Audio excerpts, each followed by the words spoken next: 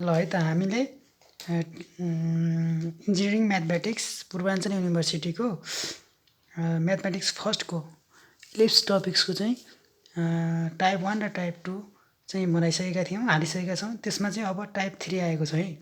Type 3 भनेको चाहिँ type 3 र टाइप 4 भनेको चाहिँ अथवा टाइप 4 छैन, तर जस्ट टाइप 3 मै मैले क्वेसन नम्बर 3 र 4 कभर गरेको छु। यो भनेको चाहिँ एकदमै इम्पोर्टेन्ट, धेरै पटक सोधिरहेको क्वेसनहरू छ। अब ओल्ड क्वेसनमा चाहिँ यो चाहिँ 24, 21 कति धेरैचोटि सोधेको, जे होस् तपाईँहरू ओल्ड क्वेसनमा हेर्नुहोला। अनि पछि गएर यहाँनिर क्वेसन कसरी सोध्न सक्छ भन्दाखेरि कहिलेकाहीँ इफ यो पनि दिएर क्वेसन सोधिरहेको हुन्छ होइन। यो दिँदाखेरि पनि केही फरक परेन। यो भन्न खोजेको कुरा के भन्दाखेरि आखिर यो प्रुभ गरेर लास्टमा निकाल्ने हो। यो क्वेसनहरू दुईवटा भनेको कस्तो छ भन्दाखेरि ठ्याक्क प्रुभ गर्ने किसिमको छ। अब यसको लागि हामीले के गर्नु पऱ्यो भन्दाखेरि सबैभन्दा पहिला यो क्वेसन पढौँ है त। Find the condition that the straight line दिएको छ होइन। अनि त्यसपछि गएर हाम्रो टच द इलिप्स, यो इलिप्सको इक्वेसन दिएको छ, यसलाई चाहिँ टच गर्छ अरे होइन। अनि अब हेरौँ हामीले यस्तो हुँदाखेरि ठ्याक्कै यो प्रुभ गर्ने जस्तो हो। यो चाहिँ 2-3चोटि सल्भ गऱ्यो भने मजाले याद हुन्छ। अब यसको लागि हेरौँ, गिभन इक्वेसन हामीलाई लाइनको इक्वेसन यो दिएको छ होइन। यसलाई चाहिँ हामीले यस्तो फर्मेटमा हेरौँ न, ax plus by equal to c को फर्मेटमा हेरौँ है। यस्तो फर्मेटमा छ भन्ने कुरा बुझौँ। यो इक्वेसन 1 मानौँ। अनि चाहिँ the given equation of ellipse यो दिएको छ। अब हामीले यहाँबाट वाइलाई छुट्याउन सक्छौँ, वाइको भ्यालु निकाल्न सक्छौँ हामी यहाँनिर, सक्छौँ होइन। हेर्नु है, यसरी निस्किन्छ। म निकालेर देखाउँछु कसरी निस्किन्छ भन्दाखेरि जस्तो कि यहाँनिर हेरौँ, यो वाइ यो भयो होइन। यो वाइ निकाल्दाखेरि चाहिँ यहाँनिर यो वाइलाई मात्रै निकालौँ न यहाँनिर भनेपछि पहिला यस्तो छ, एकैचोटि निकालिदिन्छु है त। Y sine alpha equal to p minus x सिएस कस अल्फा हुन्छ होइन, कस अल्फा हुन्छ। यो भइसकेपछि अब हामी हेरौँ वाइ भनेको अब यो दुइटैको डिभाइडमा जाला होइन।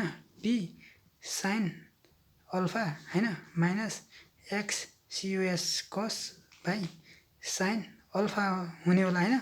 अब यहाँ कस भएको हुनाले माइनस साइनको केही मतलब भएन, त्यही भएर हामी कसरी लेख्न सक्छौँ भन्दाखेरि वाइ इजिकल टु एक्स सियुएस cos alpha by sine alpha plus p sine alpha, यसरी लेख्न सक्छौँ है। त्यो फर्मेटमा चाहिँ हामीले वाइको भ्यालु निकाल्यौँ। अब यो वाइको भ्यालु आइसकेपछि हामीलाई थाहा छ यसमा चाहिँ एउटा यो इक्वेसन चाहिँ बुझ्नुपर्ने हुन्छ है हामीले चाहिँ। यो चाहिँ हाम्रो इलिप्सको यो चाहिँ हामीले यो फर्मुला चाहिँ यो हामीले बुझ्नुपर्ने हुन्छ। यो फर्मुलाको फर्मेटमा लेख्नुपर्ने हुन्छ। अब हामीलाई थाहा छ यो स्लोप अफ टेन्जेन्ट भन्यो भने यति फरक छ। स्लोप अफ नर्मल भन्यो भने चाहिँ के हुन्छ भन्दाखेरि एसएलओपी स्लोप अफ एनओआरएमएल नर्मल भन्यो भने चाहिँ हाम्रो बी/ए हुन्छ। तर एसएलओपी स्लोप अफ टेन्जेन्ट भन्यो भने चाहिँ हाम्रो के हुन्छ माइनस के हुन्छ हाम्रो a/b हुन्छ। यति बुझ्नु पऱ्यो। यो बुझ्नुभयो भने अब यहाँनिर हामीले इक्वेसन त कुन छ हाम्रो, इक्वेसन त यो छँदैछ होइन। इक्वेसन यो छँदैछ, इक्वेसन आई होइन।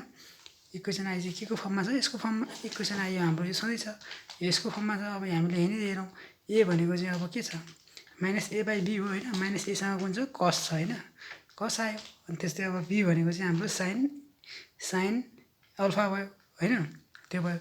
त्यसपछि सी भनेको चाहिँ हाम्रो c/b हो। सी भनेको यो सी भयो, बी भनेको चाहिँ हाम्रो यो भयो।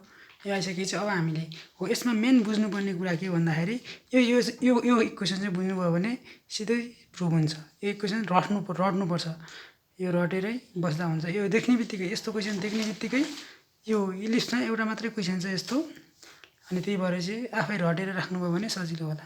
त्यही भएर चाहिँ यो क्वेसन याद गर्नु, यो क्वेसन याद गर्ने थियो। अब माथिको भ्यालु ल्याएर पुट गर्ने। अब हाम्रो सी स्क्वायर भनेको हामीले यहाँनिर छ, यो राख्यौँ। अब हामीले ए स्क्वायर भनेको ए स्क्वायर कन्सटेन्ट भइहाल्यो। अनि चाहिँ एम स्क्वायर भनेको चाहिँ हाम्रो यो टेन्जेन्ट स्लोपको कुरा भयो, यो यहाँ राख्यौँ होइन। अब यहाँनिर माइनस अब कस भएको हुनाले माइनसको केही भ्यालु भएन, अथवा यो स्क्वायरमा आउँछ भनौँ न। यहाँनिर स्क्वायर छुटेछ, स्क्वायर हुँदाखेरि चाहिँ यो आफै कस माइनस कट्ला त्यसपछि यहाँनिर यो सल्भ गरौँ। यो सल्भ गर्दाखेरि यस्तो आयो, यस्तो आइसकेपछि अब यहाँनिर हेरौँ। यहाँनिर हेर्दाखेरि चाहिँ यो पनि साइन स्क्वायर छ, यो पनि साइन स्क्वायर छ। अब यहाँनिर हेर्नु, यो दुइटाबाट यसमा केही छैन भन्दा यो कमन लियौँ। कमन लिँदाखेरि यसलाई मल्टिप्लाई गर्नु पऱ्यो। मल्टिप्लाई गरेपछि के भयो, यो सेम भयो होइन। यो दुइटैको कमन आएपछि यसलाई काटिदियौँ। काटिसकेपछि सिधै यो प्रुफ भयो। अनि यो चाहिँ अब यो चाहिँ हाम्रो ल्याङ्ग्वेज भयो। जस यस्तो कन्डिसनमा कहिलेकाहीँ इफ यो पनि दियो भने चाहिँ नझुक्किने कुरा उयो यही प्रुफ गर भनेको यहाँबाट। अब हेरौँ हामी टाइप 3कै अब क्वेसन नम्बर 4 हेरौँ है। 4मा पनि यो फाइन द कन्डिसन भन्यो भने यो दुईवटा कुराहरू हेर्नुपर्छ है। यो दुईवटा क्वेसन मात्रै आउँछ इलिप्सबाट। यो पनि धेरैचोटि सोधेको छ ओल्ड क्वेसनमा। अब हेर्नुहोस् यहाँनिर के छ भन्दाखेरि fine the condition of the line दिएको छ हामीलाई। भनेपछि मेबी द नर्मल, अब नर्मल भनेको छ होइन, नर्मल इलिप्स दिएको छ। अब हेर्नुहोस् हामीलाई लाइनको इक्वेसन होइन, यहाँनिर the given equation of normal ellipse, यो नर्मल इलिप्सको इक्वेसन यो दिएको छ। त्यसपछि अनि हामीले हो यो क्वेसन आउने बित्तिकै यो पनि रट्नुपर्छ है। यो प्रुफ गर्ने कुराहरूमा चाहिँ यो कहाँबाट कसरी आयो भन्दाखेरि यो धेरै झन्झट हुन्छ इक्जामको टाइममा। यो ठ्याक्कै यो पनि रट्नुपर्ने हुन्छ। यो देख्ने बित्तिकै यो यस्तै क्वेसन पछाडि आउँछ, हामी हाइपरबोलामा पनि आउँछ, त्यसमा स्क्वायर भएर आउँछ, त्यहाँ पनि कुरा गरौँला। जस यो दुईवटा क्वेसन चाहिँ झुक्काउन सक्छ हाइपरबोला र इलिप्सको कुराहरूले। तर यहाँ इलिप्स नै भनेर आउँदाखेरि चाहिँ धेरै अप्ठ्यारो नपर्ला। त्यही भएर यो चाहिँ तपाईँले याद गर्नु होला। यो क्वेसन देख्ने बित्तिकै याद गर्नु होला। त्यसपछि गएर यसलाई इक्वेसन आई मान्यौँ भनेपछि हामीले the given equation of the line can be written as, यो दिएको इक्वेसनलाई हामीले यसरी लेख्न सक्छौँ। यो पछाडि माइनस गयो। अब हामीले के गर्ने, इफ द गिभन लाइन यो छ होइन, is also normal to the ellipse at the same पोइन्टमा चाहिँ इलिप्सको सेम पोइन्टसँग चाहिँ नर्मल छ भने चाहिँ होइन, then it should be identical. हामीले यसलाई चाहिँ नर्मल छ भने चाहिँ, नर्मल भनेको के हो, पेर्पेन्डिकुलर होइन, नर्मल भनेको हो नर्मल छ भने चाहिँ यसलाई चाहिँ आइडेन्टिकल अनि विथ आई, इक्वेसन आईसँग चाहिँ आइडेन्टिकल छ भनेर बुझ्नुपर्छ अरे।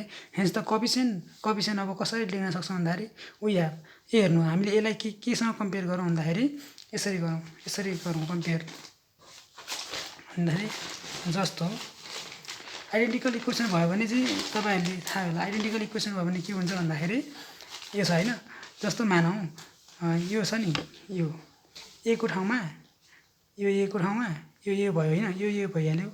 यो भनेको योसँग कम्पेयर गर्नु पऱ्यो, एक्स भएको एक्ससँग होइन, अनि वाइ भएको भ्यालु वाइसँग होइन।